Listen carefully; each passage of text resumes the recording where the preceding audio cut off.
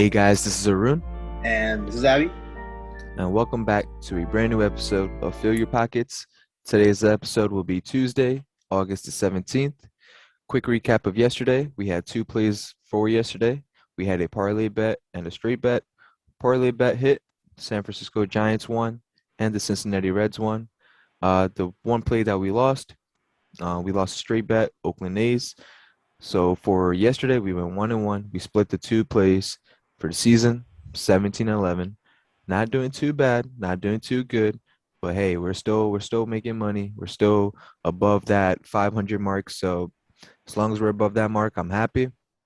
So let's start this week right. Yesterday, 1-on-1. Abhishek, do you quickly want to go over these games yesterday? I know there were some great games yesterday. Uh, just quickly go over these two plays that we had yesterday. Yes, sir. Ruin summed it up great. 17-11. Hey, Yep. that is free money, people. Just know. Arun's being nice. I'm not being nice. This is hard. And that's why we're here for you guys at 17-11. At the end of the day, if you took every single play that we gave out so far, it's not a huge sample, but it is what it is. We're just getting started. You have made money, and that's for free also, just so you know. Okay, now let's get into this shit. Yesterday, Cubs and Reds. What do I have to say? Cubs, oh man, oh man, oh man. And you're going to get to hear the Cubs on this podcast a lot because they are just done. It was competitive for a while, 0-0 for a minute. Wade Miley pitching amazing, 7 shutout innings. But the Reds finally won the game, 14-5. Blowout. The Cubs didn't score until the 8th inning. They scored 5 runs in the 8th inning, but the game was done with because the score was already 14-0 at the time. Like I mentioned, Miley, 7 shutout innings, phenomenal, couldn't be hit. And easy win for the Reds. They need to win these games, and we'll get into why. If you've listened to the podcast, you know why they are one of the teams in the race. Then we went to the second leg of the parlay. Mets at San Francisco Giants, the best team in baseball as of right now. Not the playoffs, but right now. Kevin Gausman, not his best start. He's actually been struggling recently since the All-Star game, All-Star break. He hasn't been the guy prior to the All-Star break, but still, nothing bad. Quality start still, 5 innings, 3 runs. 3 runs all in the 5th inning, his last inning that he pitched. The Giants were up 2-0 in the 4th, but then, unfortunately, the Mets made a little bit of a comeback. 3 runs in the 5th, 3-2. But I had no fear. You guys should have had no fear because, come on, man. We all knew it was about to happen. That's not sustainable. The Mets ain't doing that again. They scored their 3 runs. They may score a little bit more, but that's about it. Don't worry. You got the Giants on your side. The Giants rebound. They score 5 straight runs. They're like, okay, Mets, you want to play baseball? All right, let's play some baseball. They score 5 straight runs, take a 7-3 lead. And then, okay, the Giants are like, you know what, we'll give you a little bit more, make you feel better, let you score 2 more runs, make it 5-7. That's the final score. And at the end of the day, what happens? They win the game. That's all that matters. They win. Best team at home, best team in baseball. The Mets, man, we in Jersey out here, this shit is just sad to see. The Yankees are doing well. The Mets are just falling and falling and falling, and they don't know when they're going to get up. Maybe they get up today. That's why you got to tune in. But then we get the parlay hit, obviously, plus 113 odds, if I'm not mistaken. Yep. Then we have the straight bet. Oh, my goodness. Why did we pick this game? Well, why did I pick this game? Oakland at White Sox. Of course, the White Sox feel like playing now. The Yankees are their nemesis, their kryptonite. The Yankees are 6-1 against them, so maybe that was a telltale sign. Oakland was up 2-0 in this game, but they just couldn't capitalize on situations. They had the bases loaded in the 2nd inning, and they only got 2 runs out of it. That wasn't enough. That could have blew the game wide open if they didn't. And then in the 8th inning, 1 out against Kimbrel, 2 guys on base, 2nd and 3rd. They couldn't capitalize. They could have tied the game right there, made it 4-4. They couldn't do it, and they lost. The White Sox outplayed them. We took the L. It happens. We live with it. We move on. It was a -110, -115, so there was value on the game. So that's what happened yesterday. All in all, at the end of the day, even though we were 1-1, the parlay had better odds than the straight bet. So you made money. We made money. We're 1-0 so far, in my opinion, to start this week. All right, so let's get today's episode started. A lot of games on today, but we'll be going over 4 games today, like we always do. First game of the day. It's a 7 o'clock game. Toronto Blue Jays taking on the Washington Nationals. Right now, season series tied at 1-1. The Nationals are on a 7-game losing streak, so yeah. But let's go to these odds. Uh, the Blue Jays opened up as favorites, -155. That line since has moved to -200, Skyrocket. and yeah, skyrocketed. And the Washington +170 odds on DraftKings. So Abhishek, first game of the night, Blue Jays versus Nationals. Who you got? All right, like Arun mentioned, the line has moved up significantly since last night. Now let's get into these pitching matchups, between the two teams. The Blue Jays, let's start with them first, for the road team. Alex Manoah, I hope I'm saying his name right, Alek Manoah, the rookie. He has been phenomenal for them. He has been a godsend for them. He has been their most consistent pitcher as of late. Him, Robbie Ray, Hyunjin Ryu hasn't been as much. He's up and down, but still, the rookie has been phenomenal. His last 7 starts, less than 3 runs allowed per start, 2.5, phenomenal, especially for a rookie. He is poised beyond his years. And then we get into his last 3 starts. The rookie has won all 3 starts. The Blue Jays have won all 3 starts that his last 3, and he's given up more than 2. He hasn't given up more than 2 runs in any of those starts. So he's efficient. He's not giving up runs, and most importantly, the Blue Jays are winning when he is pitching. Now we get into why this is so important for the Blue Jays. They are 4 games back of the wild card. They kind of hit a little bit of a slump. They've been losing and winning. They haven't been getting on a roll yet. They have to get on a roll. 6 weeks left. They got to catch the Yankees now. The Yankees are 1.5 games behind the Red Sox. The Blue Jays are 4 games behind for the wild card. They have the talent. They have the pitching. They have the bullpen. They definitely got the hitting. So this is your opportunity. You are playing the Washington Nationals. This is not the Washington Nationals that started the season. You have to sweep this team, and it all starts today. So 4 games back.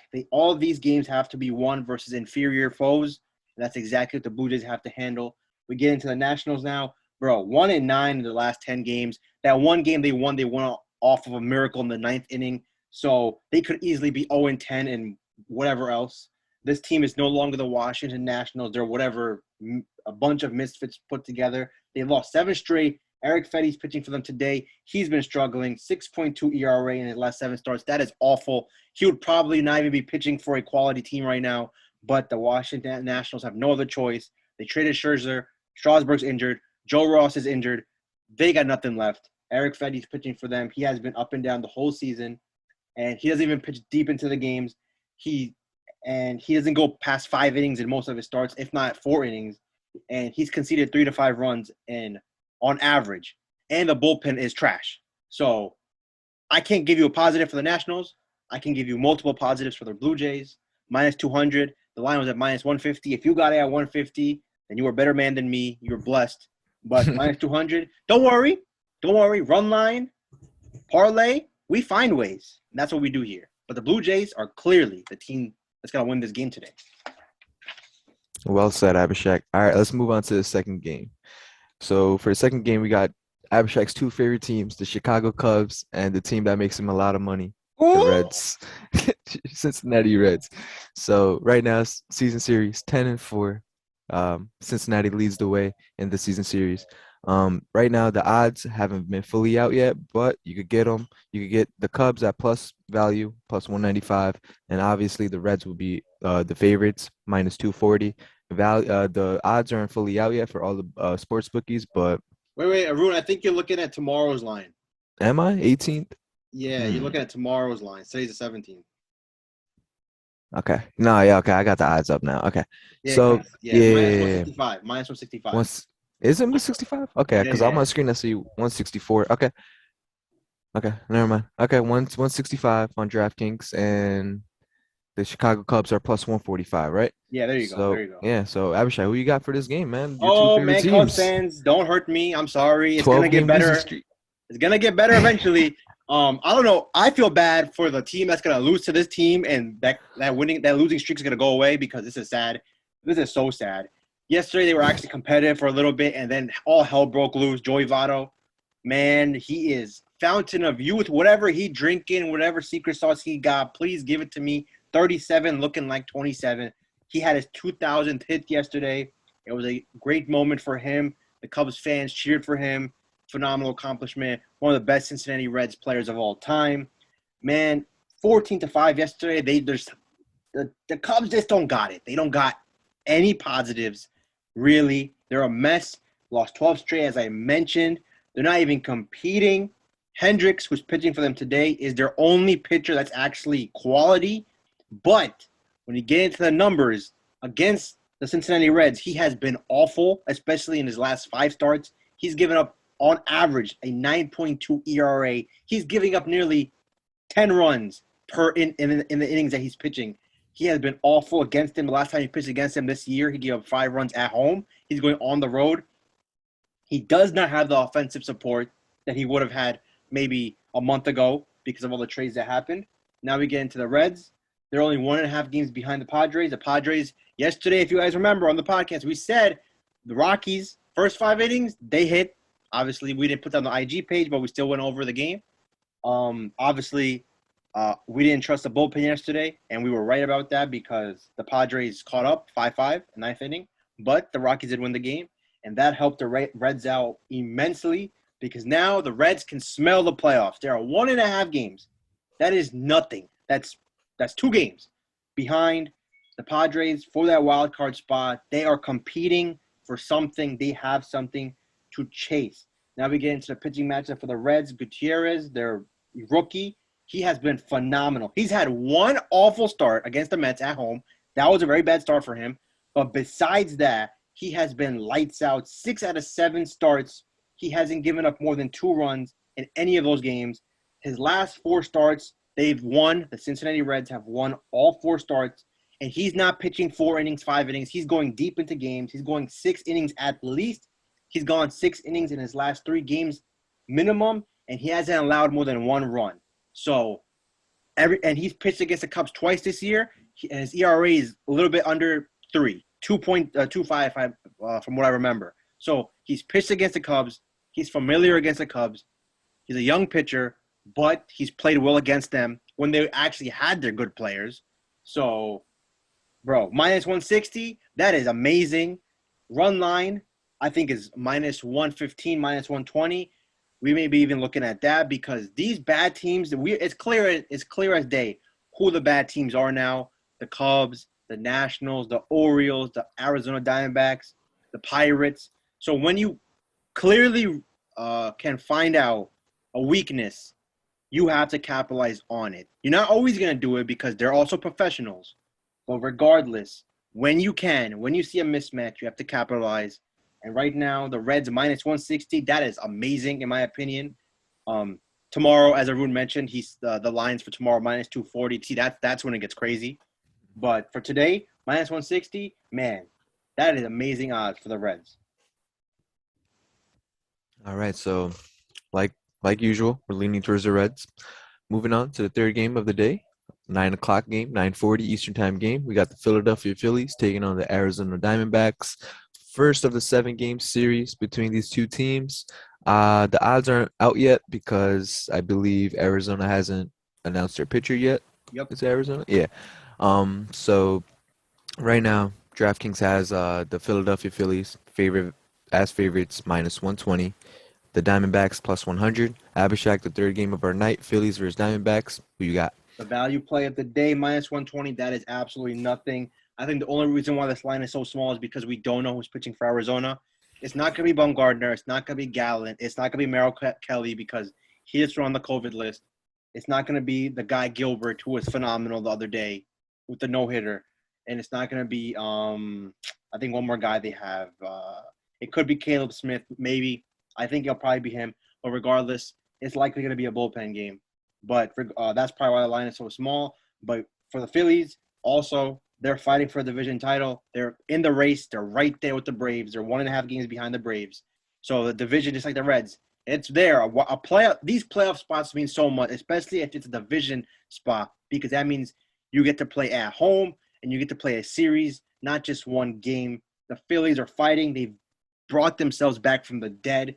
Gibson, their big acquisition at the trade deadline, has been great this season. In his career versus Arizona, only 2 starts, but one was last year, so it was relatively close to the timeline. but he has given up a .75 ERA, which is phenomenal, less than a run allowed. So I don't know who's pitching for Arizona. None of us do. But no matter who it is, it can't be a good pitcher because they suck.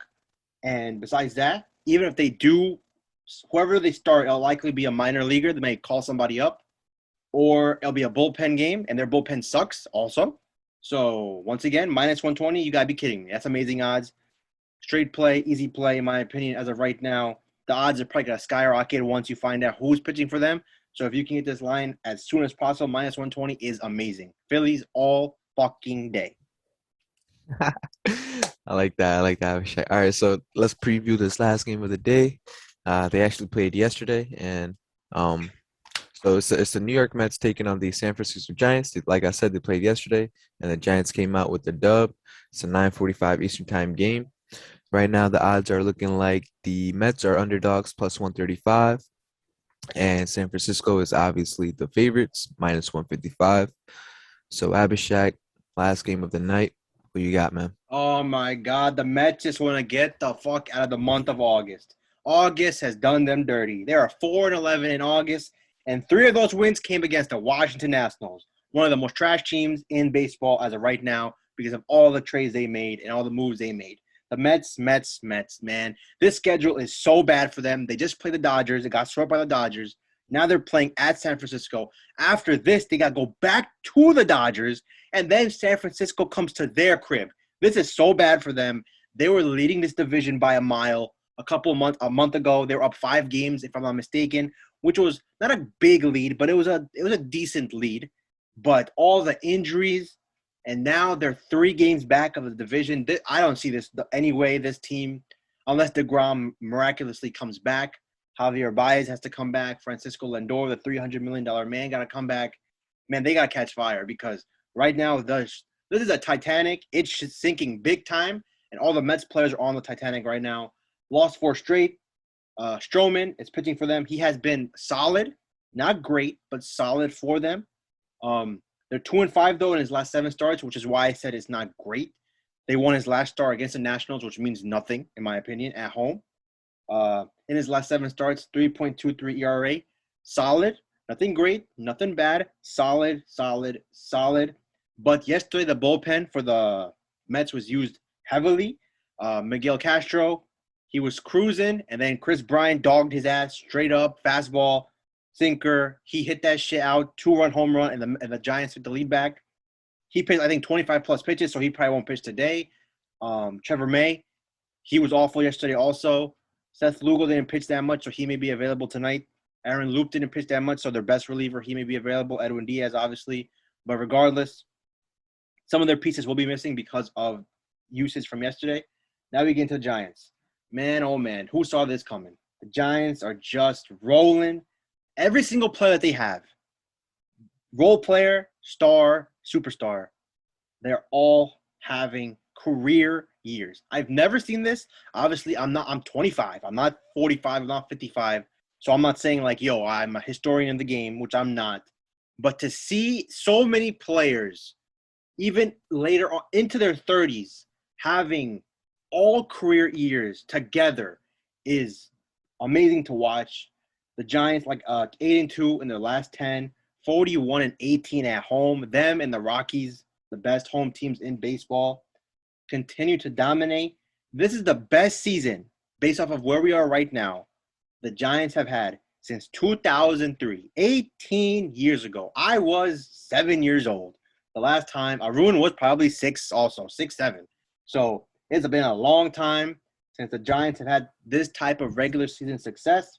Now we get into the pitching matchup. Logan Webb, man, I've sung his praises for a minute now. He has been a hidden gem, dominant, and he's continued his dominance.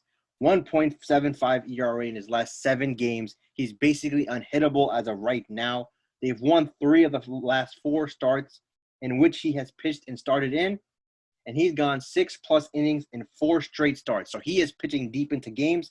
He is getting them quality and longevity, and the bullpen is getting rest because of him pitching so far into games. And in those games, he hasn't given up more than 2 runs in any of those starts. The Mets already suck at scoring, And now you're going up this man? Oh, like Chad Johnson said, Chad Ochocinco says, one of my favorite lines ever. Child, please, if you think I'm going to pick the Mets today. The San Francisco not 49ers, the Giants. Oh, man, football season's coming around. I'm sorry. San Francisco Giants, we're still in baseball season. Minus 155. Come on. Do I need to say more? That's juicy. That's a juicy line. All right, guys. That's 4 games for today. Make sure you tune into the IG for the final picks. With that being said, hope you guys have a great Tuesday. I hope you guys fill your pockets on this lovely Tuesday. And with that being said, have a great day and happy gambling.